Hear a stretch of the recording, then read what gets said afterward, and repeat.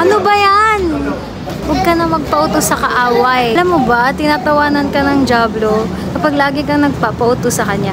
Inuuna natin yung mga walang kwentang bagay. Inuuna natin yung pagiging emosyonal natin. Tapos, mga addiction natin, tinatawanan niya talaga tayo mga kapatid. The devil is a liar. Do not believe kung ano man yung gusto niyang ipagawa sa'yo. Do not let him have any space. But, let us be faithful in every little thing that we do. Yes, you are serving God, pero kung walang faithfulness, walang kwenta lahat ng bagay na yon. Huwag mong tigasan yung puso mo sa Panginoon kapag nagsasalita siya. I-humble yung sarili mo sa harapan niya.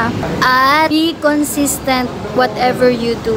Alam ko na re-rewardan ka ng Panginoon sa lahat ng ginagawa mo sa Kanya. At lahat ng panalangin mo ay tutuparin niya. Yun na. Once again, huwag ka magpapauto sa kaaway. Kung huwag ka namang uto-uto, okay?